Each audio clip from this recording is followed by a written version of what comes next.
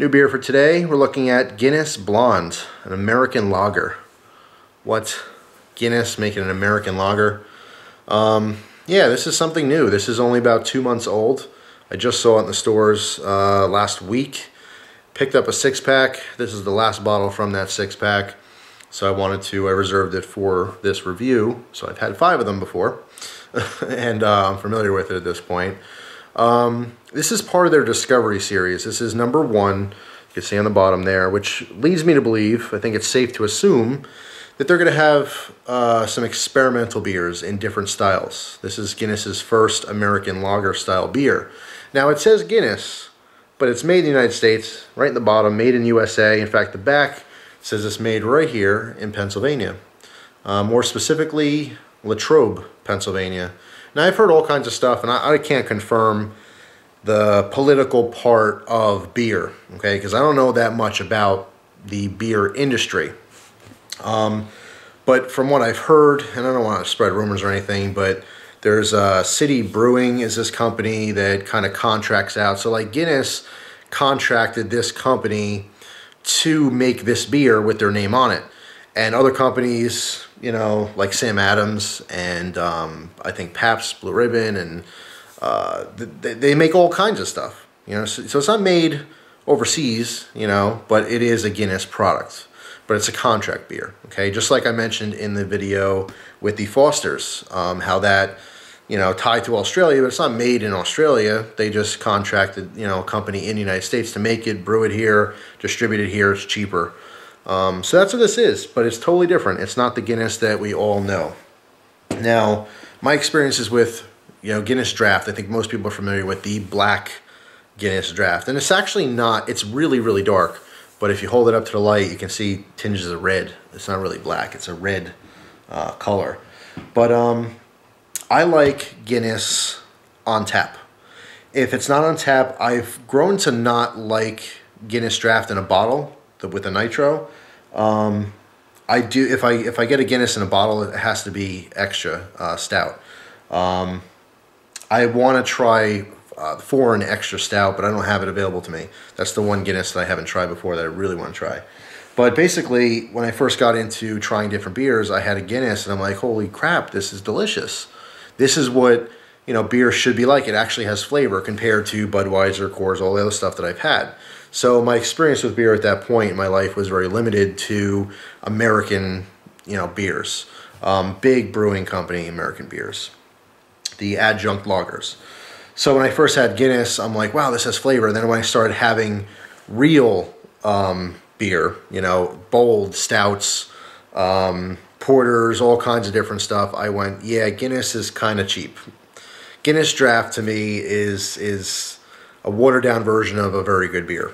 Yeah, very thin mouthfeel, kind of empty, not really complex, compared to these expensive, extravagant, microbrewed stuff, okay? But I have to say, if I'm at a bar or something, which is very, very rare, I do like Guinness on tap. I think that's usually the best choice, at least anywhere around where I am. But anyway, moving on to the beer. Someone's going to put the time period right now to when the review starts. But yeah, this is interesting. I have to say I like it. But keep in mind, it has the Guinness name on it, but it's made here in Pennsylvania as a contract brew, and it's a completely different style, being an American lager. Comes in at 5% alcohol by volume. Let's pop this open, get this poured out. Take a look at it here.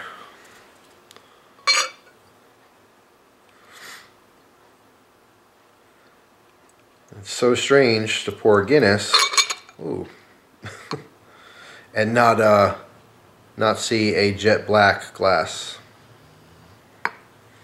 All right. So the color on this is it's pretty damn light. I mean, it's darker for a lager, but you know, it is colored, I believe. Don't quote me on that, but you know, bigger companies like that, a lot of times they will color their beer just like whiskey to get a very consistent product. But basically, what we have here is kind of an orange tinge to this. Nice white head on there. The smell It kind of smells like a lager. It smells kind of like a sweet Miller High Life, you know, if I can compare something randomly.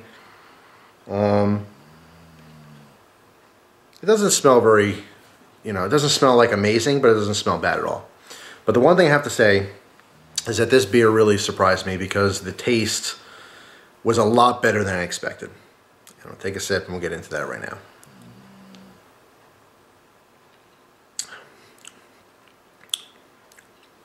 Really interesting. It has a really refreshing, crisp flavor. And overall, I do like this. I don't think it's an amazing lager, but I have to say this is something that I can drink all day long. If you're out in a party or something, this is a really good option.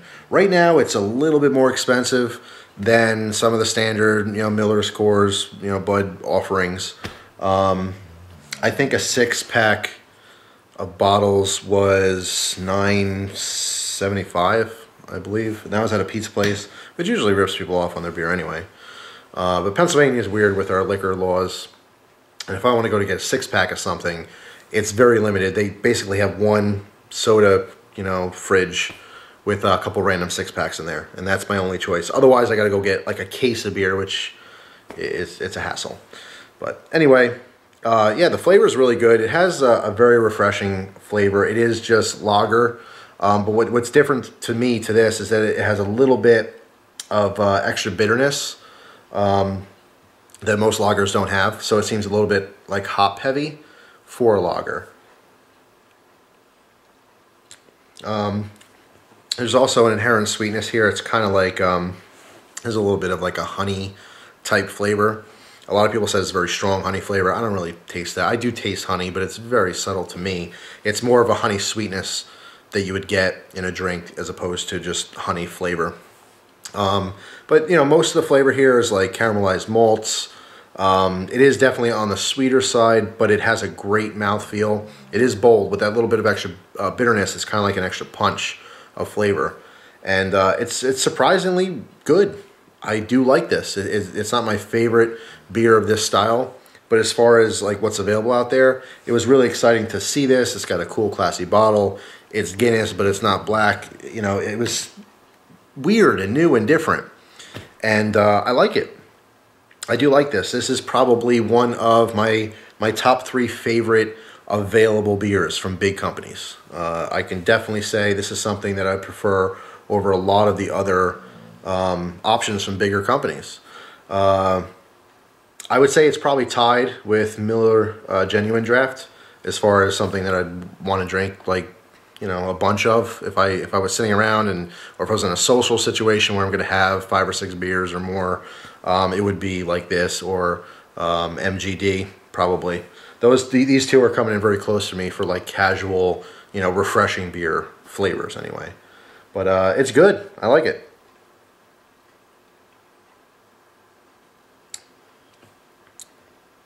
It's really interesting. I was surprised by this one.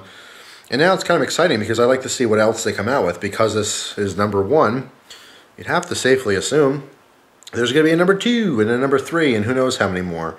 But it'd be interesting to see Guinness do different styles of beer. You know what I mean? Like I want to see a Guinness Porter. And I want to see, you know, maybe Guinness does a black and tan. Like a true black and tan. I don't know, just it'd be really cool to see what they come up with. So now this whole Guinness Discovery Series is really intriguing to me. It's new and it's different. And so far, with the first one that came out, it's not bad at all. It's actually really good. I happen to like it. It's not going to blow you away, especially I think what's happening is that a lot of people who are tasting these are very much into artisan craft beers. So to throw this in the ring with all the craft beer that's out there, it's not going to hold its own. Because it is, you know, a major manufactured beer. And, you know, it's just really hard to come in and really compete with some of the craft stuff that's out there. But on the grand scheme of things, again, compared to Bud and Miller and Coors and all the other stuff, this is a home run. And as far as the big companies go, this is one of the best, to me. The best flavor, crisp, refreshing, that bitterness, that punch at the end. It's almost like It has a little bit of an IPA thing going on in here, but you don't really get the major hop kick. You don't really get the in-your-face, you know, citrus flavors and the grapefruits and all that kind of stuff, you know, or the pine. I mean, it's really lacking as far as that. But the hops come through more in this lager than I've ever had in any other. I like it. I like it that it's a little bit different. And it is quite refreshing. But at this point, I'm going to save it because it is the last bottle of the 6-pack. And I'm just relaxing here, about to put on a movie. So I don't want to, you know, chug through it. So that's my opinion of the new Guinness Blonde. It's really interesting. 2 thumbs up for that. It's very good. It is one of my new favorites. So as far as like being kind of hokey and gimmicky, being, you know, Guinness and doing a different thing, hey, hook, line, and sinker. I like it. So if it is all a gimmick, I fell for it. I do think that the flavor shows, though. It's not just new idea in new bottle that looks good. I think that the flavor really does come through, and it's offering something that's different on the market and more available, which is the best part of it. You know, a lot of times you watch a beer review and you'll see something that seems really good and really, you know, everyone's saying it's great, and you just can't find it.